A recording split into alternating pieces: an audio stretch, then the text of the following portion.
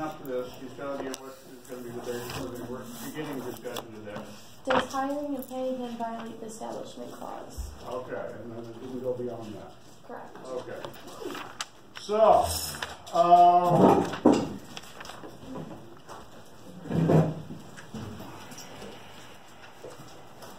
what the hell? I probably should do this. All right. I'm going to write on the board, which means I have to raise the screen and hope to hell with the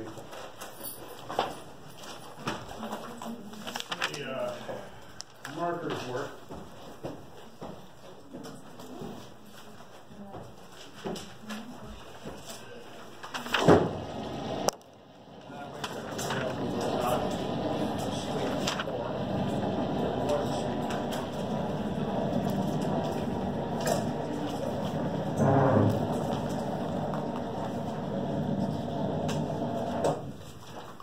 You might have noticed we're sort of entering into Supreme Court cases and analyses thereof. And there's going to be a big part of this course, conceptually, because the Constitution and its interpretation sets the ground rules for the way we do things in this country. From the standpoint of your grades, all of question 3 is constitutional law. Question 5 on the final is constitutional law, albeit different constitutional rights than the third exam.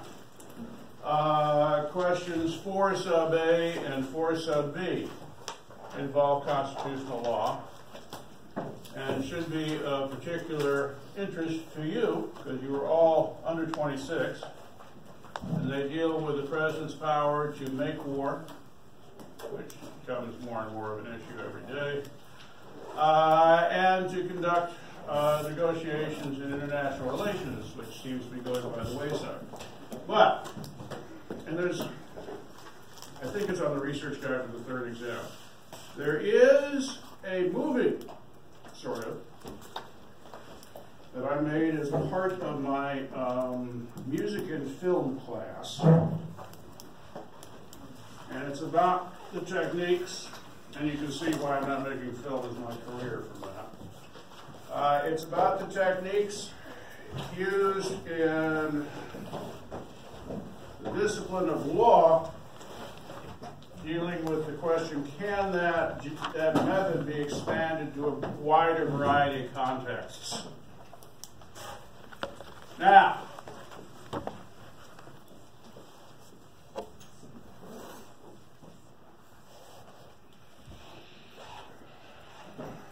you might want to write this down. Fire Act.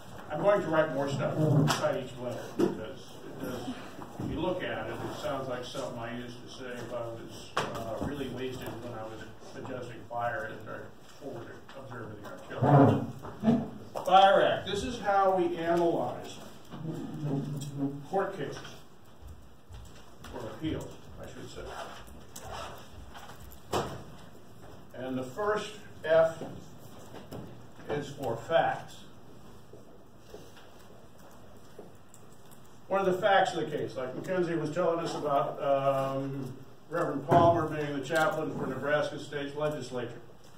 Better to go too broad with your facts at this stage in your academic careers than too narrow. You don't know what's important yet. I mean, I don't slam you with that. Certainly I didn't know it was important yet when I was in your position. But it's better to have lots and lots of facts germane to the relevant case in your summary than to leave something out. Because we're going to have some other shorter components here. Facts. I is for issue. What's the issue on appeal? Thus, for example, we get to Gideon versus Wainwright, which is based off the Sixth Amendment right to an attorney. The issue on appeal is, do defendants in felony cases who are poor have a right to an attorney paid for by the state? R is for result, which is who wins. Don't confuse this with C. It's a W, honest to God. A is the long part. Analysis. What is the reasoning used by the court to reach its conclusion?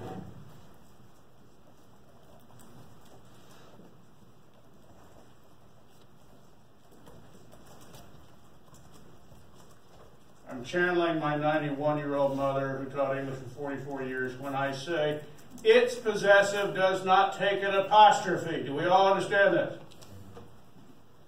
Do we understand what I just said? English teachers harp on that all the time. Its conclusion. And then C, although we say conclusion, what rule?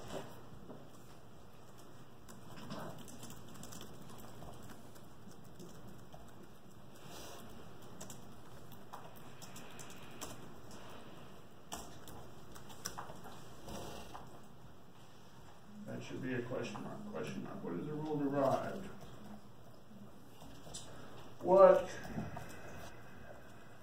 course of conduct is prescribed by this decision? Now, your answers for the third exam, which is all constitutional law, and the fifth question on the final, which is all constitutional law, and questions 4 sub A and 4 sub B on the final, which are mostly constitutional law. Your answers should use this as sort of a template to structure your answers.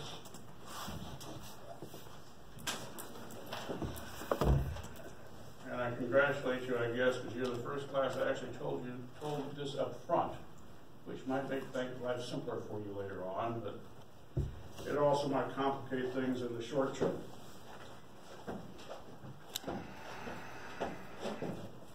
So let me add to, and I didn't give you the rest of the facts, Mackenzie. Let me add to the facts in Marsh versus Chambers. At trial, and where do trials happen in the federal court system? What do we call those courts generally?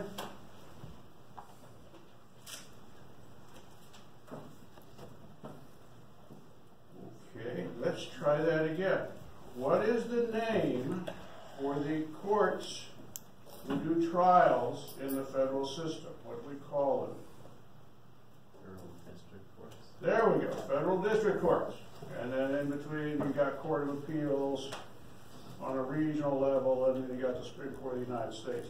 Those of you who see the scratches that read U.S. big C little t, USS big C little t, that's an abbreviation for U.S. Supreme Court. You left out the U.S. Supreme Court in your appeal. At trial in the district court, nobody is happy in Marsh versus Chambers. The trial court rules that the chaplain program will continue, but that Reverend Palmer, who's the reverend involved, may not be paid. So both sides appeal.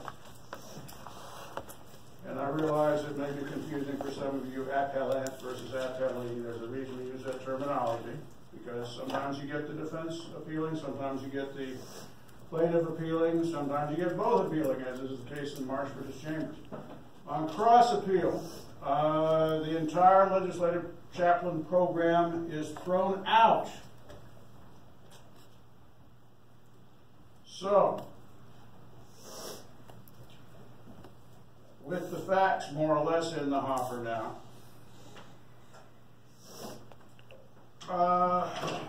what's the issue on appeal from the Court of Appeals to the Supreme Court? You can put it in plain language for crying out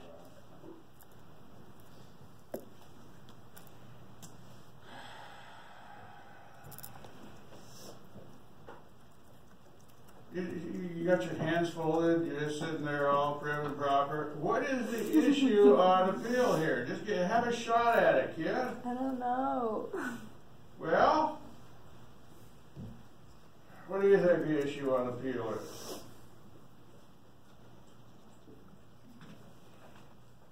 Pretty sure it's not that. Okay, if you want to figure out what the issue on appeal is, what was the origins of the lawsuit? Why was the lawsuit filed, Mackenzie? They hired a chaplain for the state senate, and does hiring and paying him violate the Establishment Clause? Okay. So it's based on a violation of the Establishment Clause, Asserted violation of the Establishment Clause. which would be a federal question, right? Yeah, it would be, but we're not worried about subject matter jurisdiction at this level. I'm just concerned with why was this lawsuit filed? That sort of gives us a hint of what the issue on appeal probably is. Not always, but usually. So if a lawsuit was filed over whether the legislative chaplain program violates the Establishment Clause, what do you suppose the issue on appeal is? A violation of the Establishment Clause? Yeah, just change that into a question. Does the legislative chaplain program in Nebraska violate the Establishment Clause? Does it bring religion and state together? Say again? Does it bring religion and state together? Well, yeah, the question is, because that's why I emphasized, and I'm sorry you left it out, that's why I emphasized, and I may not have told you, I hope to God I told you. Remember I told you that Reverend Palmer kept his job because he was a really good shepherd, and did we talk about, no, okay, I'm sorry, I should have done that. I did in the other section. All right, Reverend Palmer keeps his job for 16 years at the time this lawsuit is filed. Has kept it for 16 years. Reverend Palmer, and the trial court specifically finds as a fact that Reverend Palmer keeps his job not because the state of Nebraska is endorsing the Congregationalist branch of Protestantism, but because Reverend Palmer is an excellent shepherd of his flock. Now, I don't know how things work in your church, but in our church, when big things happen, our pastor or one of her assistants are there. Okay, for example, in the middle of the damn eclipse that we had on the first day of classes this semester, you remember the eclipse took place? Mm-hmm. Okay. At 1:32 in the afternoon, when I say in the middle of the eclipse, I mean in the middle of the eclipse, I gather your generation has a labor playlist of songs, which is played in the delivery room. This is new to me, as it was to my brother. But Aurora Caroline Coughlin made her appearance to Marvin Gaye and Tammy Wynette singing Ain't No Mountain High Enough. Okay, this is my brother's daughter Laura's first child. It was a big deal. It was, well, children are always big deals, but it was a really big deal. And so our pastor, Zena, was there the next day to celebrate in the hospital room, do the prayer thing without being pushy about it, and hold the baby and coo over the baby and saying, my God, she's the tiniest little, which she is. She's going to be a shrimp compared to her cousins. So that's in times of joy. Okay, pastors show up in time of joy. It's possible your pastor will show up when you graduate from high school and or college. Don't take that as a negative thing. It's not that they don't believe you're capable. It's just they are happy you did it. Alternatively, in times of crisis, 4 years ago, this next February, my mother managed to twist herself in such a way as to get a spiral fracture in her femur, the upper bone of the leg.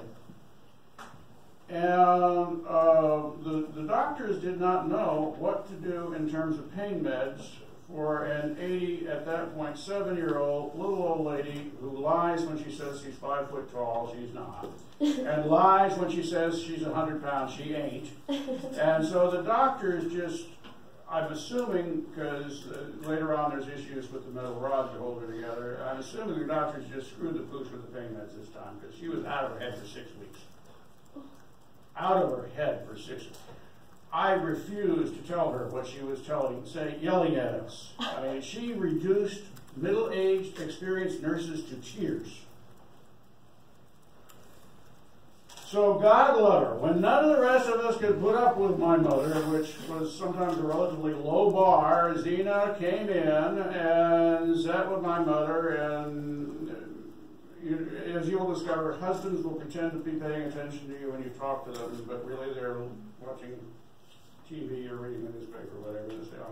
Well, Zena did that with my mother while she was proofreading things that were going to go out in the mail. So, times of crisis, Zena has been there as well as times of joy. That's being a good shepherd. That's taking care of your pastoral flock. And Reverend Palmer did that. And his flock was about 100 people, fewer than 100 people. But still. So that's why he kept his job. It's not that, hey, we all should be Congregationalists even though we can't figure out what the hell, Congregationalists can't figure out what the hell that is. That's why they joined up with Seventh Methodist to become United Church of Christ. So, now that that's on the table, what is the R in Fire Act? We know the issue here is, does the legislative chaplain program violate the Establishment Clause? What's the result? Who wins? I haven't told you yet. We'll come back to that. Analysis. You are now each a Supreme Court justice. You're going to have to explain your decision about who wins and justify. Doesn't have to be fancy. As a matter of fact, I just assumed it wasn't fancy because lawyers use big words to obscure meaning, or more likely to obscure the fact they don't know what the meaning is. You can't reduce it to words of whatever it may be in terms of an explanation. If you can't do it in words of one or two syllables, you are really incapable of understanding the issues. Not me, Richard Feynman, Nobel laureate, 1965 in physics. Okay. So, what you think? He's just chomping on his damn apple. He's just crying out, please, sir, call on me. So, who wins? He's got a little device here to give himself something. What? Whatever side was fighting for the chaplain. Why? Because he stayed in the court. Do you think that was a sentence? I don't know. There's got to be a verb coming, man. Wasn't the other side like? Didn't they bring up the case to get him out of the court? So I think him staying in would. Okay, you were doing much better when you didn't have a complete sentence out. I don't understand what the hell it is you're saying. So are you saying because I feel like the case started because which side is which? Marsh is in favor at this level. Marsh is in favor of the chaplain program. Chambers represents godless atheism. Okay, yeah, so did Chambers start the case? Chambers filed a lawsuit, yes. Okay, so then I'll get to you in a second. Give him enough rope to think about it, all right? They filed to get him out, or to stop the chaplain program, right? Yes. So it not stopping is Marsh winning. Oh, I see what the thank you. I was wondering. Okay, I see what the problem is. If a case goes to the Supreme Court, that means the Supreme Court decides the issue. That don't mean that one side or the other has won. All this, the order of the parties in this appeal means is who brought the appeal, not who's going to win. Okay, you follow that. Okay, now Mackenzie, help us out, please. I said, like, personally, I think that Marsh would win because the Reverend Palmer, like, even though he's, like, kept his position for 16 years, like, Nebraska states that it's not because they're endorsing it.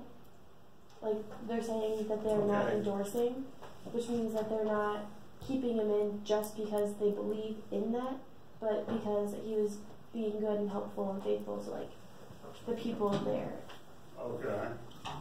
I should mention, and God, I'm sorry you guys just cash hell because I do the other class after I've done you. So I leave stuff out for you that I should not have left Among the duties that Reverend Palmer performs as chaplain is he begins each day of the legislature in session with a prayer. So part of his paycheck is to pray. I should have emphasized that much earlier on. So if we're paying somebody to pray with government money, is that supporting some form of religion?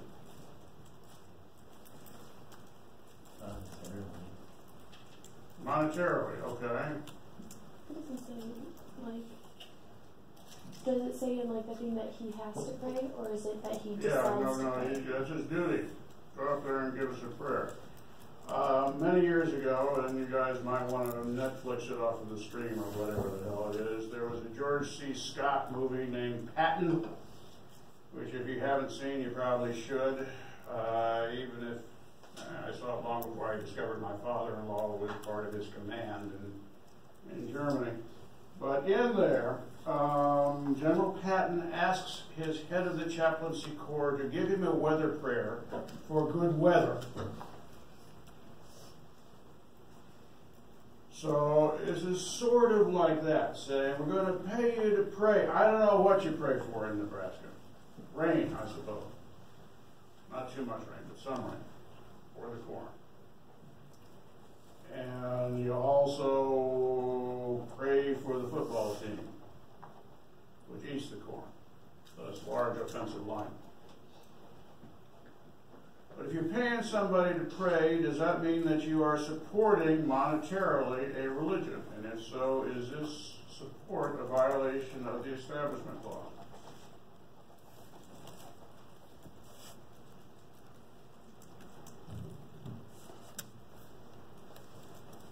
Okay. Yes.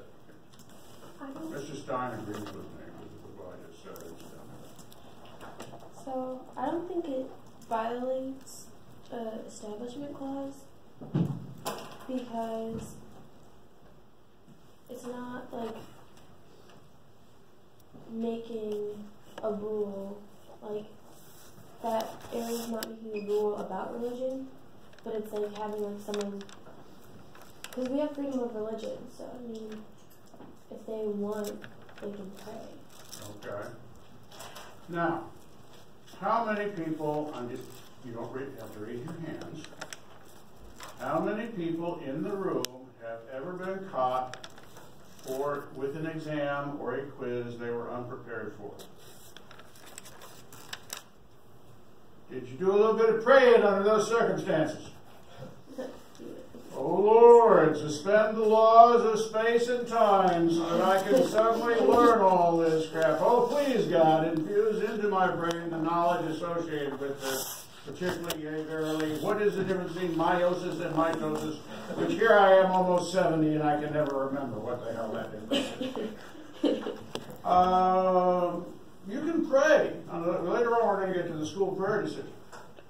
You can pray on your own. And there's some iffiness about how loudly you can pray in disturbing other students. A child 30 years ago in a Wakanda middle school felt the urge to not just pray out loud, but to scream at the top of his lungs, offering constructive Christian criticism of his classmates. And that might get you shut down when you start calling your female classmates, as I recall him use the term sluts and hoes. Can't be doing that in class, at least not out loud. Freedom of speech? What? Freedom of speech? There ain't no such a thing in the classroom. Well, this is a very difficult one. And one of the reasons, because there is no such a thing as a non-religious prayer. I mean, later on we're going to get to that. Prayer is the essence of religion. That's why you have the rest of that crap, right? That's why you have the preacher sitting up front in some sort of fancy, looks kind of sort of like a graduation gown, and why they read and why they sing hymns and all that good stuff, just so you can get the prayer in and hope it's effective. So, intuitively, and I'll be honest, if I were faced with this as a de novo kind of case myself, I would think that it violates the Establishment Clause, because you're paying the guy to pray. Yes, sir? Doesn't it also promote religious superiority? That's sort of a stretch, because remember they found as a fact that it's not the superiority of the Congregationalist religion that causes him to be paid that. I mean, if But they... it promotes one religion over the other. Okay, I lost the last half of your sentence. So. It promotes one religion over the other. Okay. One could make that argument. I think the finding of fact would say, no, it does not promote, unless you're saying Christianity over Judaism and Islam and everything else out there, which is an argument. I would say that probably, if this were standing on its own, I would say it probably violates the Establishment Clause because the paid to pray thing. But the Supreme Court, and this is the thing that we have to look at in deciding what rule can we apply in other similar situations. The Supreme Court says that the legislative chaplain does not, I'll say again, does not violate the Establishment Clause. And Chief Justice Warren Burger writes this opinion. He is the analysis part. Burger comes up with 3 reasons why the program, the legislative chaplain program, does not violate the Establishment Clause. And I'm going to look at each one of these 3 because we're going to see these again if you read these cases, not usually in my lecture. We're going to see these again in a variety of cases, and one is very good, one is middling, and one is horrible. Okay, the persuasive one, the intellectually respectable reason, is something called intent of the drafters. If you can somehow, and it's very difficult to do most of the time, if you can somehow get inside the heads of the guys who wrote the document you're trying to interpret, in this case the Constitution, in this case the First Amendment of the Constitution, then intent of the drafters says you should intend that the meaning the guys who wrote the document had should be applied in front of you. Now, as modern life changes, it's hard to say what will be in the minds of the folks who wrote that portion of the Constitution, but here, and this is a very, very narrowly limited situation, here Burger notes that the first Congress, which is the Congress that writes the Bill of Rights, the first Congress finalized the Establishment Clause and then 3 days later established the paid position of congressional chaplain. This is a relatively rare situation where we can say, hey, the guys who wrote the Establishment Clause did not think that a paid chaplain of a legislature violated that Establishment Clause. As I said, it's a very rare window. It's very rare we get to see this. Yes, we can. What position did you say it was? Congressional chaplain? Paid congressional chaplain. Congress is a specific kind of legislature.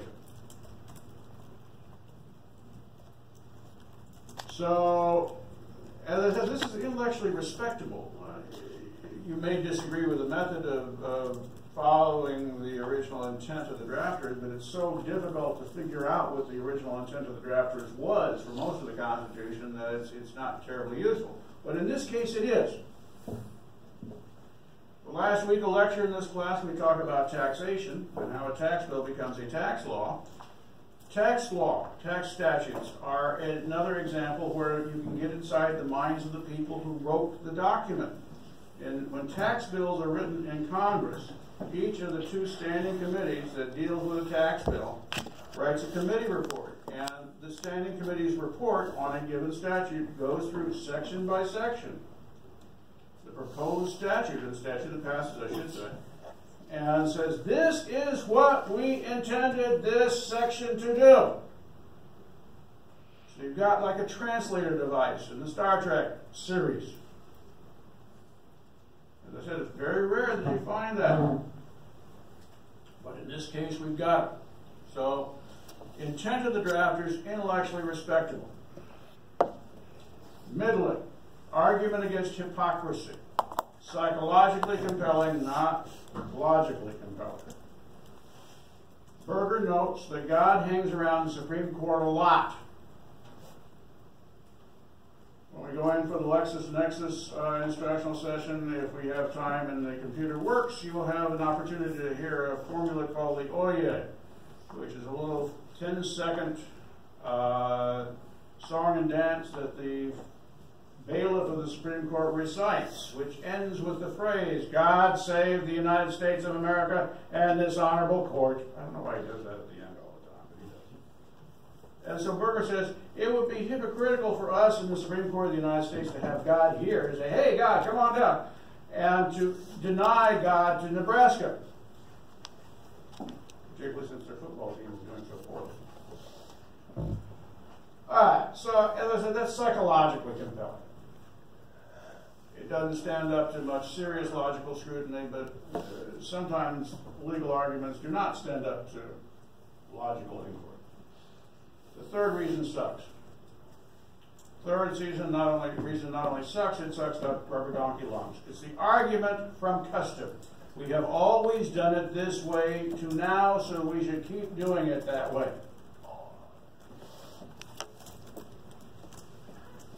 Why do I say this is a bad argument?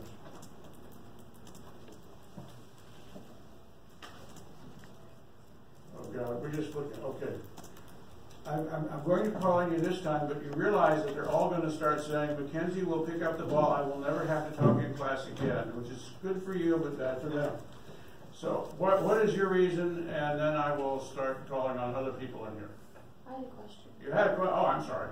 I should have said, oh, Mackenzie's going to bail them all out again. Okay, what is your question? So, like, when you said two, did you say middler or meddler? Middling. It's a Southern expression meaning in the middle.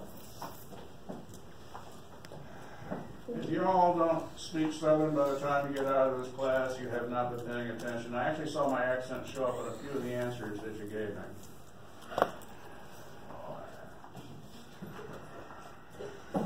Okay, so why is this a horrible argument to say we've always done it this way before, therefore we should keep doing it this way?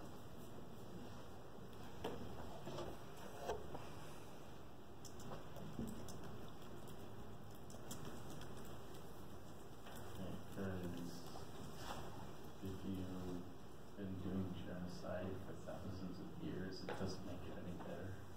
Yeah, if you've been doing genocide for a long time, that doesn't make it good just because you've been doing it for a long time. In the context of this classroom, up until 1919, women were not fully people. Up until 1919, women were legally in the same class as idiots, infants, and the insane. You were incapable of owning property. You were incapable of entering into a contract. If you had business, your dad did it for you until you got married. You all have seen that glorious situation where the father of the bride hands her off to the groom. You all noted that in the marriage ceremony. In Bones, a TV series which sadly tailed off in the last season, but she was pregnant again in real life. I mean, my God, how many is that woman going to have? In Bones, when Bones marries Booth, and her dad, Max Keenan, is handing her off, Bones announces to the wedding guest, this is not an example or a symbol of an archaic ritual symbolizing transfer of custody from one male to another. Prior to 1919, in some states, that was the situation. So, ladies,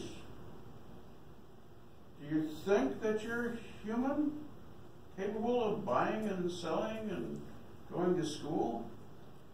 You think? So would you oppose the argument from custom as it applied until 1919? Would you say, hey, I should be able to go to college. and learn more than home ec. Do they still have home ec? Okay, I didn't. Still have shop for boys, or shop, period. I mean, I probably after I got out of high school, junior high, they said, well, maybe girls should be able to take shop too if they wanted to. And boys, damn well better learn how to sew a button on. Cecilia, with your fashion sense, you could probably make a pretty penny at a 4-year school just making sure the boys are in good repair, because they can't, you know how boys sew on buttons? Never says a thing. They keep going through, going. They have no idea how to stop. I say this, having done that myself on numerous occasions when I was between girlfriends.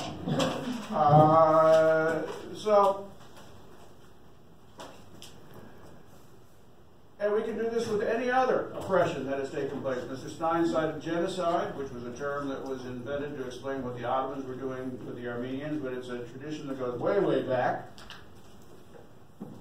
Not just through recorded history, but beyond. And just because we've been genociding for a long time doesn't mean that it's a good thing. As the Buddhists in Myanmar are, I think, discovering as they're committing ethnic cleansing and genocide against the Muslims, which is not something you expect of Buddhists, I'll be honest with you. Okay. So, see, now you're late, so I can't possibly fairly or unfairly even call on you, but yeah, I am tempted to. Okay. So, what is the conclusion, the rule we can draw from this analysis? What rule can we draw? It's fairly limited. What rule can we draw from Marsh versus Chambers? Okay. One of the ways to help this is to see who wins. If the legislative chaplain program is back in, who won the appeal? Marsh? Yes, Marsh, the legislative chaplain guy. So, what rule can we draw from this as an interpretation of the Establishment Clause? This is where I look at analysis, because this is a very narrowly focused rule, in contrast to some other.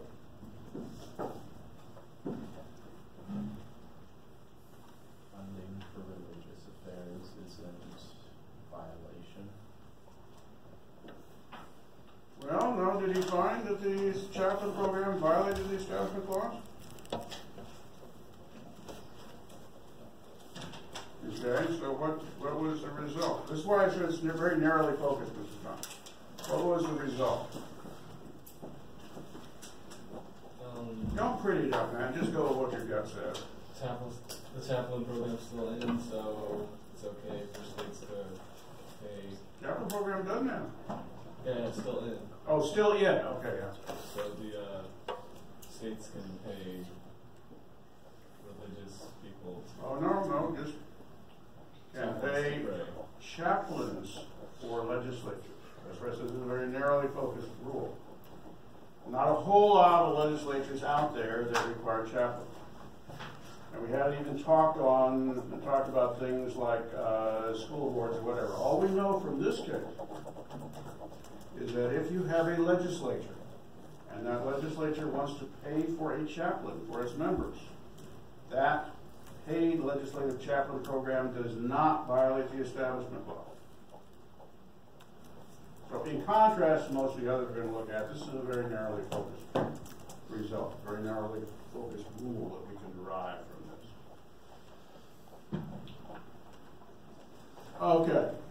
I'm going to skip Mueller and Noyes versus Allen because that's an exercise in keeping your eye on the ball, but I would urge you to sort of diagram out the relationship of the parties in any lawsuit, or any appeal, I should say.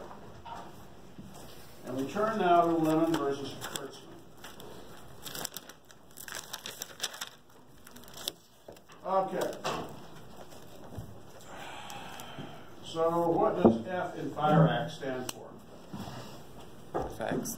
Facts. So probably we need to know the facts in Lemon versus Kurtzman. And remember I said that we should be broad at this point in your academic careers. We should be broad in our discussion of facts, have lots and lots of facts in there. Later on, if any of you goes on to law school, there are these abominations called canned briefs, which, okay, you guys have Sparks notes? Is that, okay, we had Cliff Notes, but you know, if you read the Sparks notes for, say, Moby Dick, it'll say it's a story about a crazy man who chased a big white fish. And you tend to leave out a whole bunch of stuff, as any professor or teacher who ever teaches Moby Dick will tell his or her classes.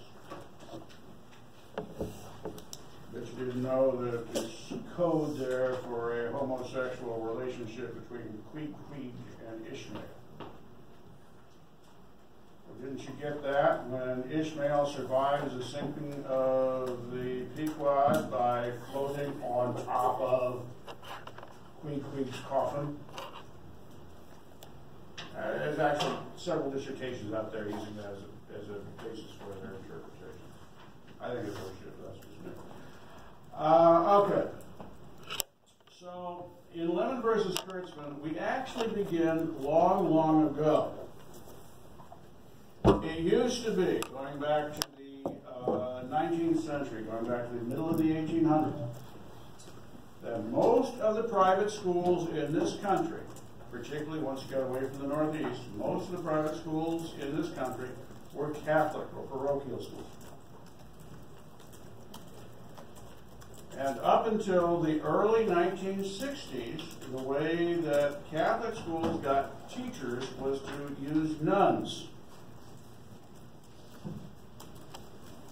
And nuns took 3 vows of chastity, probably, obedience, certainly where people can see what you're talking about. You can mutter under your breath, probably you shouldn't. And above all, for our purposes, poverty. If you were a nun in a teaching order, you got provided with 2 or 3 changes of clothes a year, 1 or 2 pairs of shoes a year, bunk in a dormitory, except they call it a convent, and meals. I was about to say 3 square meals, but if you're talking during Lent, everybody's fasting on vegetables during Lent. And Friday, of course, as people of my generation and older know, Friday is fish day, so you don't get to have meat on Friday in the pre-Vatican II days.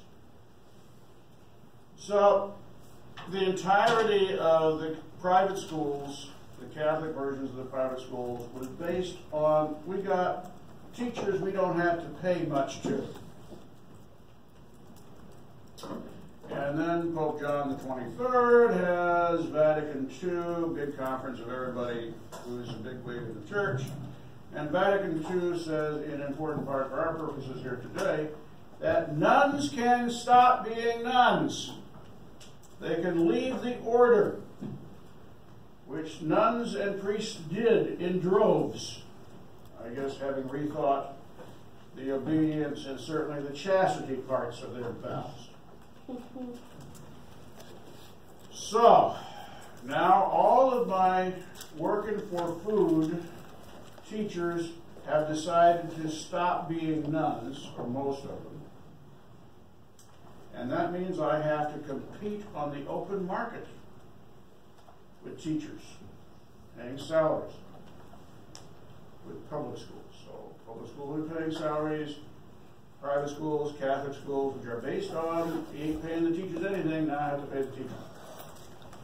Everybody with me so far? Okay. Who in here, if any, are going into teaching? Okay. Oh, I got 2. Oh, I got people in the front row. I have 0 in the other national government section. I don't know what that says. Okay, you 2, where are you going to your 4 year? You're going to, we'll start with her, because you're going to go to Indiana Wesleyan, and I will slip and refer to it as Illinois Wesleyan, inevitably, because I know the guys in the Illinois Wesleyan Political Science Department, so we're going to go over here. You're going to Northern, right? Where are you going? Judson. Hey, Judson University. That's where my parents graduated from. Your parents graduated from Judson University? Uh-huh. That's where they're at. Aww. Oh. Gee, why did you make the old man feel even older, huh? Okay. Well, they graduated from Judson College, I should say. Yes, I know from Judson College. I remember when it was Judson College. I remember when the dormitories were originally a hotel, which went bust. Yeah, I remember that. Okay. So, you're going to Judson in their education program, which I will not mistake for Illinois or Indiana Wesleyan. Okay, so you graduate #1 in your class in Judson in education. And you come back here. Where do you live? Okay, whoa. Perfect illustration. All right, so you come back here, and no, let's not do that, because, you know, if you have a choice of teaching at Streamwood or, I don't know, St. Ed's, that's sort of a tough thing, even with a price differential. Let's make you be offered a job at Bartlett. Don't do it. Well, it's not like Streamwood, huh? My wife was head of the reference department in the Streamwood Public Library for many years, 25 years. And so she would tell me about the kids, not from the high school, the kids in high school have driver's licenses, and so they can come to the library except on Sunday afternoons. But the junior high kids hang out at the library, which is not good. Well, she doesn't have to work there anymore. But anyway. So you got an offer from Bartlett. It's going to start at $40,000 a year, and you got an offer from St. Ed's. It's going to start you at $21,000 a year. Which of these two offers will you accept?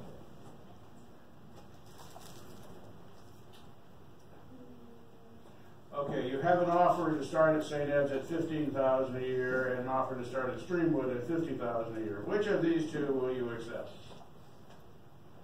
You don't have a rich husband yet. You do, however, have student loans.